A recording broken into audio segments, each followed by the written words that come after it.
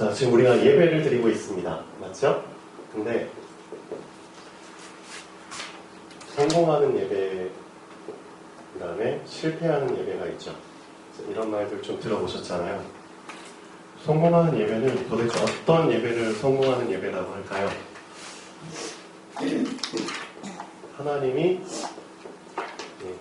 받으시면 됩니다. 맞죠? 하나님이 받으시면 그거는 성공한 예배입니다. 맞죠? 그 예배의 격식과 형식, 그것도 중요하겠죠. 그렇지만 진짜 중요한 거는 하나님이 받으시면 성공한 겁니다. 그리고 하나님이 받으셨다는 것을 알려주십니다. 그렇죠? 실패하는 예배는 어떤 예배죠? 사람이 받는 예배입니다. 네. 사람이 받아버립니다. 그렇죠? 내 만족, 그렇죠? 내 즐거움. 근데 사람이 받아버리면은 분명히 나중에 어떻게 되죠? 공허함이 오죠. 속이 채워지질 않습니다.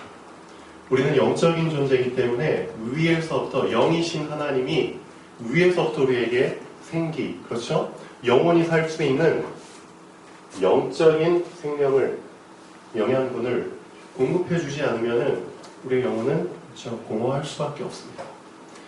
그래서 하나님이 받으셔야지만 우리는 예배를 통해서 우리의 속사람이 채워질 수 있는 겁니다. 맞죠?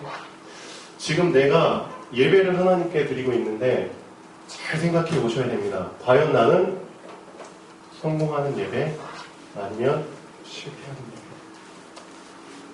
예배? 정말 이 예배 시간을 모든 걸 진짜 다 걸어야 됩니다. 저는 그걸 맞다고 봅니다. 예배 진짜 다 거셔야 됩니다. 하나님 진짜 하나님이 안 받으시면 전 자리에 안 일어나겠습니다. 전 집에 안 가겠습니다. 그 정도까지 결단을 하시고 간절한 마음으로 예배 드리셔야 됩니다. 그런 중심으로 오셨나요? 아, 예. 자, 정신 똑바로 차리시고. 자, 이런 말이 있잖아요. 진짜 이게 꿈이야, 생시야. 꿈이야? 생시야. 언제 이런 말 쓰죠? 이게 꿈이야, 생시야. 진짜 꿈 같은 일이 일어났네. 죽었다고 생각한 내 자식이 돌아왔어. 그렇죠? 실종돼가지고 수십 년이 넘어가지고 그냥 사망신고 다 해버렸는데 어느 날 갑자기 내 앞에 딱 나타났어. 그 아들의 얼굴을 막 만져보면서 몸을 막 만져보면서 이런 말 하잖아. 이게 꿈이야, 생시야. 그렇죠? 꿈 같은 일이 현실로 일어나 버린 겁니다. 진짜 꿈 같은 일이 현실로 일어나 버렸습니다. 정말 나는 사단에게 잡혀서 평생 포로된 상태로, 노예된 상태로 살 수밖에 없는 그 운명 속에 잡혀 있었는데 이게 꿈이야, 생시야? 자유를 주셨네. 그렇죠? 이거 정말 느껴지십니까? 난 포로된 상태로 평생 비참하게 살다가 죽을 줄 알았는데 포로된 자에게 자유를. 꿈이야, 생시야. 실제 꿈 같은 일이 일어나 버렸습니다. 얼마나 마음이 안 와닿으시죠? 난 진짜 평생 소경, 그렇죠? 깜깜한 상태로 그냥 평생 더듬으면서 방황하면서 이 세상 살다가 그냥 죽을 줄 알았는데 이게 꿈이야, 생시야? 다시 보게 하는, 그렇죠? 눈먼 자에게 다시 보게 하는 꿈 같은 일이 일어난 겁니다. 진짜 난 평생 진짜 눌린 상태, 그렇죠? 앞뒤 사방으로 눌려가면 쥐포처럼 그냥 눌려가지고 씹어 막 뜯기면서 살 줄 알았는데 얼마나 비참해요. 죄짐에 눌리고 사람의 말에 눌리고 환경에 눌리고 일에 눌리고 어디에 치이고 저기에 치이고 그렇죠. 행복이 없이 불행한 상태에서 항상 오늘 또 살아야 되나 그렇죠. 두려운 상태에서 불안한 상태에서 눌린 상태에서 할 줄 알았는데 이게 꿈이야 생시야. 눌린 자에게 자유. 현실이 되어버렸습니다. 정말 소망이라곤 희망이라곤 눈꼽만치도 없는 이 저주받은 세상에 쉽게 말하면 절대 불가능한 이 세상에 하나님께서 절대 가능한 그렇죠 유일한 그렇죠 한 가지 답을 주셨습니다. 그 답이 자 여러분 다 알고 있는 시작 그리스도입니다. 우리가 이 분을 믿고 있는 겁니다. 하나님이 이 이름을 우리에게 주신 겁니다. 꿈 같은 일이 현실로 될 수 있도록 이 이름을 나에게 주신 겁니다. 근데 왜 아직도 나는 꿈속에서 살고 있죠? 왜 아직도 나는 이게 현실이 안 됐죠? 왜 아직도 나는 눈을 감고 있죠? 나에게 이미 시력을 다 회복시켜 주셨는데 왜 아직도 나는 눈을 감고 있습니까? 아니잖아요. 한번 진짜 생각해 보셔야 됩니다. 진짜 혼자만의 시간 꼭 가지시고요. 아까도 말씀드렸지만 이 현실이 됐거든요. 이미 현실이 됐어요. 포로된 자에게 자유 주셨습니다. 눈먼 자에게 다시 보게 함 주셨습니다. 눌린 자에게 자유 주셨습니다. 오늘 이 말씀이 너희에게 뭐 했다? 응하였느니라. 이사야서 말씀 언급하시면서 응하였느니라. 예수께서 십자가에 못 박히셔서 죽기 전에 다 이루었도다. 꿈이 생시가 됐습니다. 근데 왜 안 되는 줄 아세요? 자, 이제부터 잘 들으셔야 됩니다. 내가 지금 붙잡고 있는 그리스도가 어떤 그리스도인지 지금 말씀드릴게요. 한번 잘 점검해 보세요. 마태복음 16장 13절에서 20절까지를 이제 조금 진짜 진실하게 보셔야 됩니다. 한번 읽어보겠습니다. 그리고 이번 주 중에 혼자만의 시간을 통해서 조금 더 한번 묵상해 보시면 좋겠습니다. 깊이 집중하면서 예수께서 빌립보 가이사랴 지방에 이르러 제자들에게 물어 이르시되 사람들이 인자를 누구라 하느냐 이르되 더러는 세례 요한 더러는 에르미야 어떤 이는 예레미야나 선지자 중에 하나라 하나이다. 이르시되 너희는 나를 누구라 하느냐 시몬 베드로가 대답하여 이르되 주는 그리스도시요 살아계신 하나님의 아들이시니이다. 예수께서 대답하여 이르시되 바요나 시몬아 네가 복이 있도다. 이를 네게 알게 하니는 혈육이 아니요 하늘에 계신 내 아버지시니라. 또 내가 네게 이르노니 너는 베드로라. 내가 이 반석 위에 내 교회를 세우니 음부의 권세가 이기지 못하리라. 내가 천국 열쇠를 내게 주리니 내가 땅에서 무엇이든지 매면 하늘에서도 매일 것이요 네가 땅에서 무엇이든지 풀면 하늘에서도 풀리리라 하시고 이에 제자들에게 경고하사 자기가 그리스도인 것을 아무에게도 이르지 말라 하시니라. 방금 읽은 구절에서 제일 중요한 구절이 몇 절인지 다 알고 계시죠? 16절 맞습니다. 근데 16절만큼 중요한 구절이 17절입니다. 17절에 오늘 포인트를 둬서 좀 말씀을 드릴게요. 이를 네게 알게 한 이는 혈육이 아니고 하늘에 계신 내 아버지시니라. 여기에서 많은 답을 찾으셔야 됩니다. 왜 내가 그리스도가 안 되죠? 왜 나에게 이 그리스도가 자유를 주고 다시 보게 하고 눌린 상태에서 자유를 준 이 그리스도가 왜 나에게 그리스도가 안 되느냐? 미안하지만 혈육이 알려준 그리스도를 내가 붙잡은 겁니다. 이해되셨죠? 혈육, 한마디로 얘기하면 사람입니다. 사람이 알려준 그리스도를 내가 붙잡았기 때문에 정말 이 예수가 나에게 사람 수준의 그리스도를, 그렇죠? 내가 붙잡은 겁니다. 사람 수준의 그리스도를 붙잡으니까, 혈육이 알려준 그리스도를 내가 붙잡고 내가 믿으니까 뭐죠? 사람이 만들어준 반석 위에, 혈육이 만들어준 반석 위에 혈육이 세워준 교회를 세우고, 당연히 음부의 권세가 이기죠. 사람이 세웠는데. 맞죠? 혈육이 만들어준 열쇠, 천국 열쇠가 아니고요. 혈육, 사람이 만들어준, 사람이 알려준 열쇠. 그걸로 땅에서 매니까 하늘에서 안 매이죠. 그걸로 땅에서 아무리 풀어온들 하늘에서 안 풀리죠. 내가 지금 믿고 있는 그리스도가 어떤 그리스도인지 한번 점검해 보셔야 됩니다.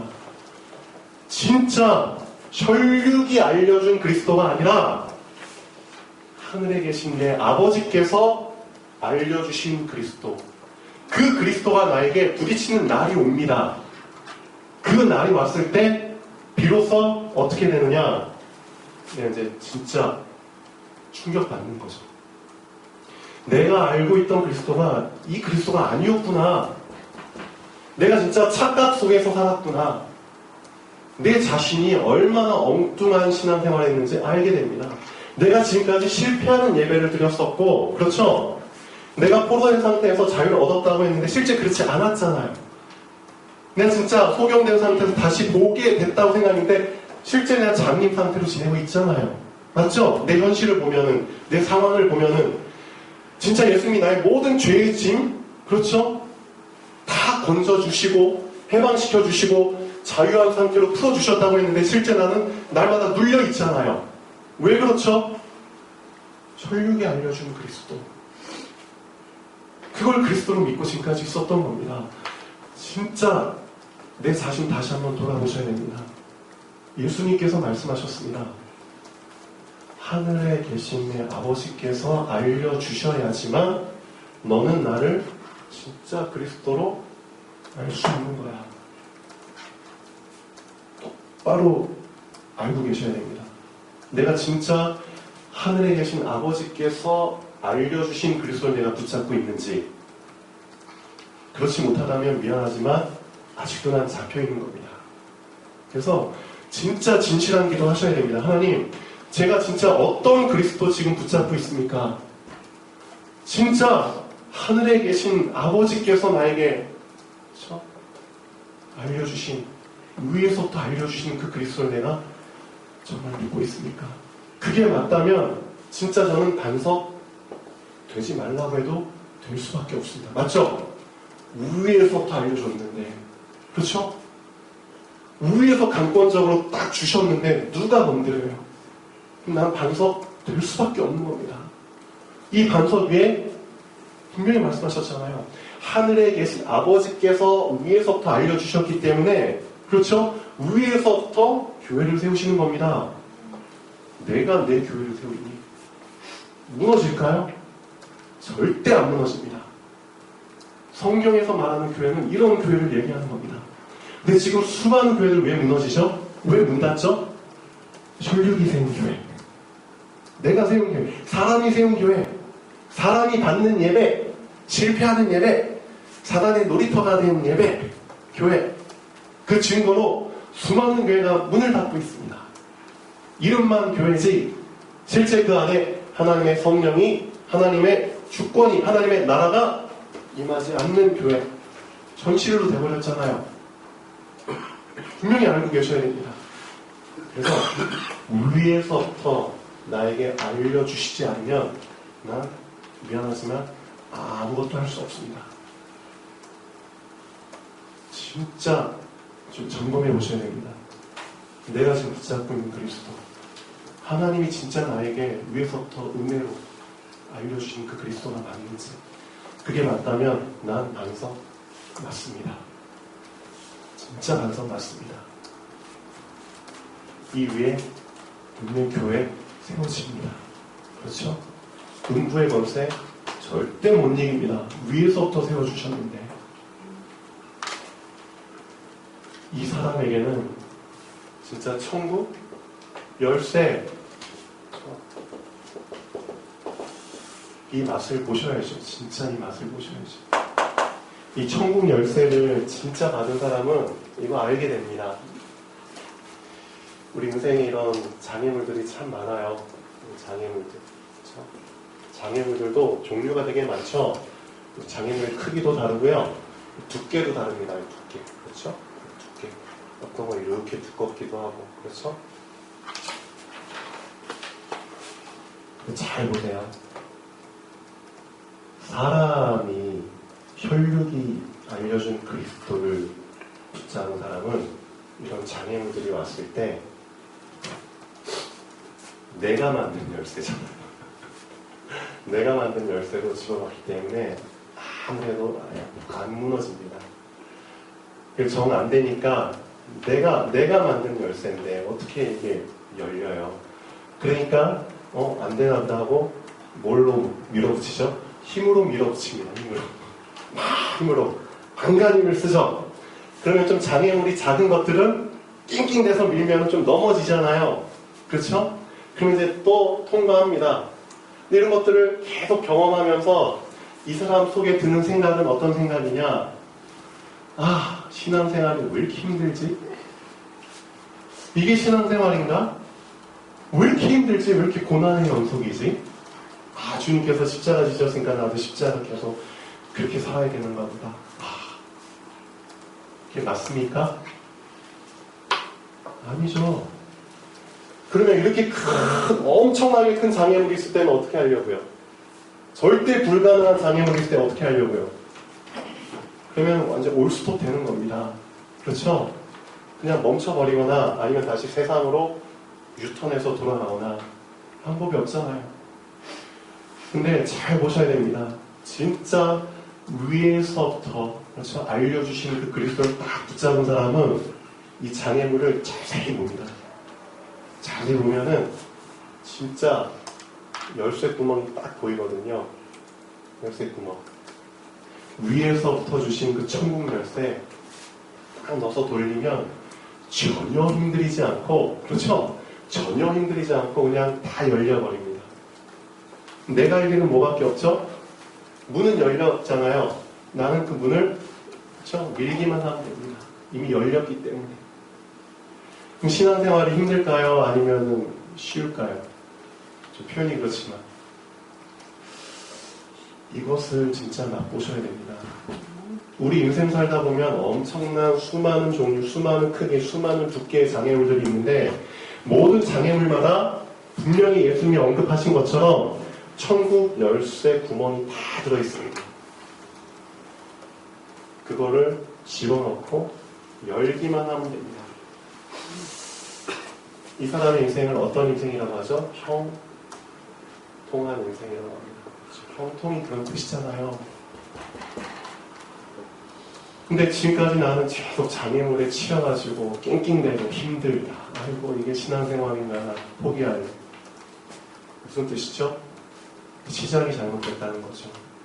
누가 알려준 그리스도?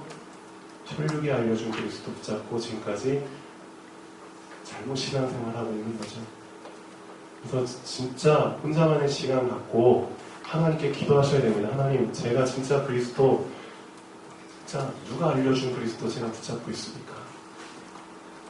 하늘에 계신 내 아버지께서 알려주신 그 그리스도 진짜 위에서부터 알려주신 그리스도 붙잡게 하시옵소서. 그래서 내가 진짜 참 하나님 자녀, 그렇죠? 참 행복자, 성경에 나온 요셉, 모세, 사무엘, 다윗, 다니엘, 엘리사, 이사야, 바울 다 형통한, 그렇죠?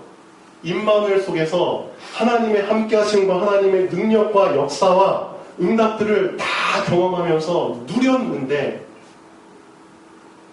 이 꿈이야 생시야, 그렇죠? 이 꿈 같은 일이 나에게도 현실로 내가 이제 맛을 보기 원합니다. 진짜 맛을 보기를 원합니다. 하나님 위에서부터 알려주신 그 그리스도 이제 붙잡게 하여 주시옵소서. 진짜 기도하셔야 됩니다. 자, 그래서 이 그리스도를 붙잡은 사람은 이렇게 기도할 수밖에 없습니다. 그렇죠?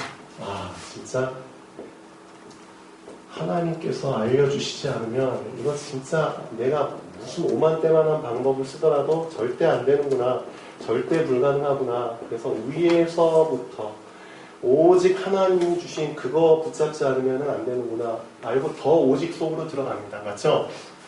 이걸 아는 사람은 더 오직 속으로 들어갈 수밖에 없어요. 오직 속에 들어간 사람은 고백이 다릅니다. 표현이 다르며 삶이 다를 수밖에 없습니다. 시편 51편에 보면은 참 재밌는 표현이 나와요. 우리 다 죄 지을 수 있잖아요. 근데 다윗은 이렇게 고백합니다. 내가 오직 주께만 범죄하였사오니. 그런 말을 해요. 주께만 범죄하였사오니. 다윗이 사실 사람한테 범죄했거든요. 근데 이렇게 표현을 씁니다. 왜 그런 표현을 썼을까요? 오직의 의미를 알고 있는 사람입니다. 시편 51편 한번 잠깐 보시고, 하나님 진짜 저도 이 오직의 그 깊은 비밀을 알고 이런 고백 속에 들어가길 원합니다. 시편 51편 4절 보시면 내가 주께만 범죄하여 주의 목전에 악을 행하여 싸우니, 그렇게 말하죠. 자, 51편 그 시편을 짓게 된 배경이 나오잖아요. 다윗의 시 인도자를 따라 부르는 노래. 다윗이 밧세바와 동침한 후 선지자 나단이 그에게 왔을 때, 그렇죠? 밧세바의 남편이 우리아잖아요. 그렇죠? 우리아를 사지로 몰아넣고 일부러 죽인 사람입니다. 다윗이 범죄한 사람이죠. 사람에게 범죄했잖아요. 근데 시편을 보면 이렇게 고백합니다. 주께만 범죄하였사오니. 이게 무슨 뜻인지 아세요? 깊이 한번 묵상해 보셔야 됩니다. 사람이, 그렇죠? 사람이 나의 죄를 용서해 준다고 해도 하나님이 용서해 주지 않으면 난 용서받지 못하는 겁니다. 맞죠?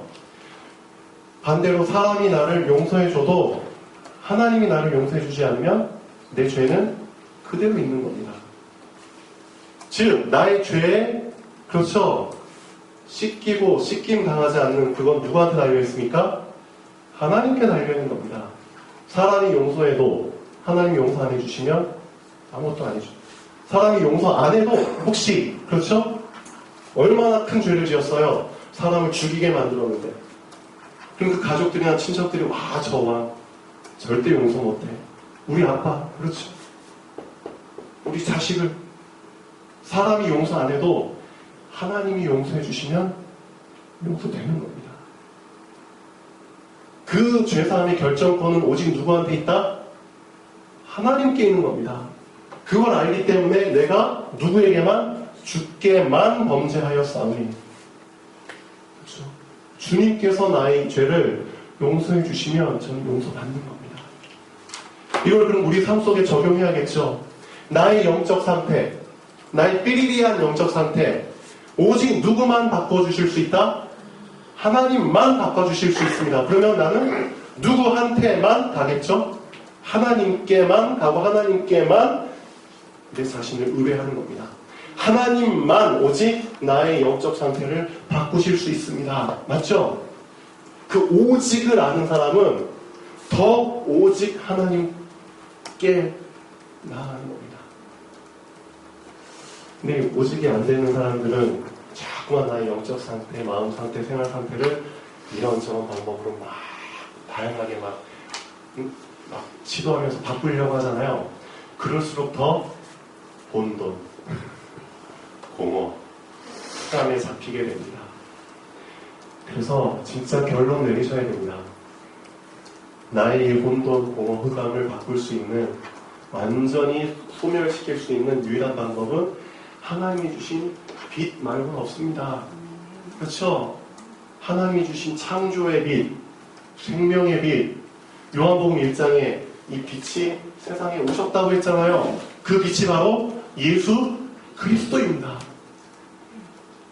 이 그리스도, 이젠 이 그리스도를, 이 빛을 혈육이 알려준 빛이 아니라, 사람이 알려준 그 그리스도가 아니라 위에서부터 진짜 알려준, 위에서부터 진짜 믿게 해준 그 빛으로, 그 그리스도로 이제 우리가 붙잡아야 된다는 거죠. 그러면 분명히 그 사람 진짜 변합니다. 바뀝니다. 내가 바뀌지 않았다, 안 변했다, 미안하지만 나 아직까지도 마태복음 16장 16절 미안하지만 혈육의 고백을 하고 있는 겁니다. 사람이 알려준 그리스도 그냥 착각하면서 붙잡고 있는 겁니다. 정말 기도하셔야 됩니다. 하나님 위에서부터 나에게 진짜 알려주십시오. 시편 51편 한번 간단히 쭉 읽어보시죠. 주님께서만 나를, 그렇죠, 7절 정결하게 해주실 수 있습니다. 그렇죠? 주님께서 정결하게 해주셔야지만 내가 정하게 됩니다. 그렇죠? 주님께서만 나의 죄를 씻어주실 수 있습니다. 오직의 의미가 다 들어있는 고백들입니다. 맞죠? 하나님만이 10절에 내 속에 정한 마음을 창조하실 수 있습니다. 그렇죠? 다른 것들이 내 마음에 정한 마음, 정직한 영을 만들 수 없고 새롭게 할 수도 없습니다. 그렇죠? 그렇기 때문에 11절 오직 나를 주 앞에서 쫓아내지만 마십시오. 오직의 의미가 들어있는 다 고백들입니다. 하나님이 날 쫓아내면 나는 절대 불가능한, 그렇죠? 상황 속에 빠질 수밖에 없습니다. 그러니까 절대적으로 오직 하나님만 더 붙잡게 되잖아요. 주의 성령을 내게서 거두지 마소서. 주의 구원의 즐거움을 내게 회복시켜 주소서. 주님만이 회복시켜 주실 수 있기 때문입니다. 자원하는 심령을 주시고 나를 붙들어 주소서. 이 시편의 고백들, 그렇죠? 절반 이상을 다윗이 썼다고 했잖아요. 진짜 다윗의 시편들 이 관점에서 한번 읽어보십시오. 다 오직의 의미가 들어있습니다. 오직, 오직. 이게 진짜 내 것이 됐을 때, 제 결론에서 잠깐 얘기하겠지만 진짜 우리 마음의 중심에 오직이 담길 때, 그때 비로소 진짜 성경에서 말하는 참 행복자, 참 하나님 자녀의 그 누림이 시작되는 겁니다. 오직이 담겨야지만. 그래서 오직이라는 단어를 정말 깊이 묵상하고 집중하는 시간을 꼭 가지시면 좋겠습니다.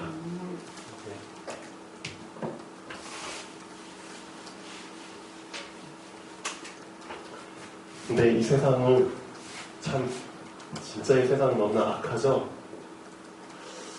이 세상이 지금 어떤 일들을 시도하고 있냐면, 이를 내게 알게 하니는 혈육이 아니오 라고 했잖아요. 근데 이 세상은 사람 수준에서, 분명히 알고 계셔야 됩니다. 사람 수준에서, 혈육 수준에서 그리스도를 만들어내고 있습니다. 그리스도를 만들려고 하고 있다니까요, 지금. 지금 이 세상이 과학을 통해서, 그렇죠?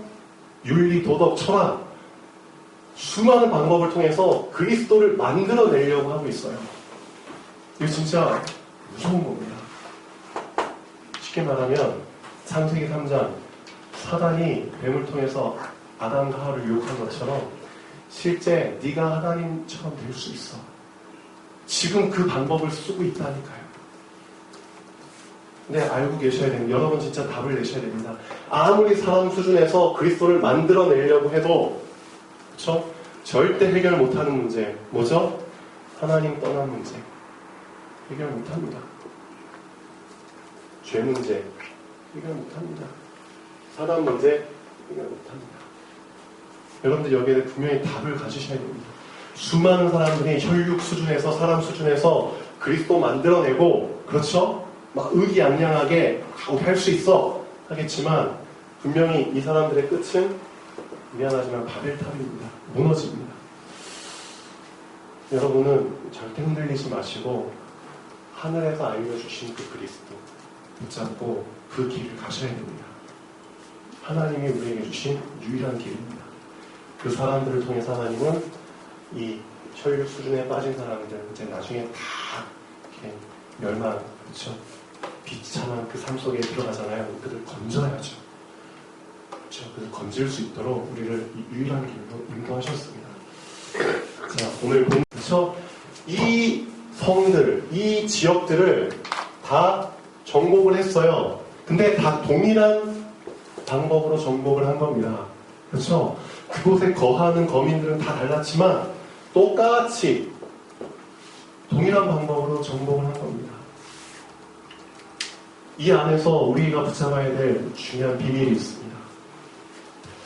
자, 결론 잠깐 보시죠. 여호와의 명령을 따라가는 사람은, 그렇죠?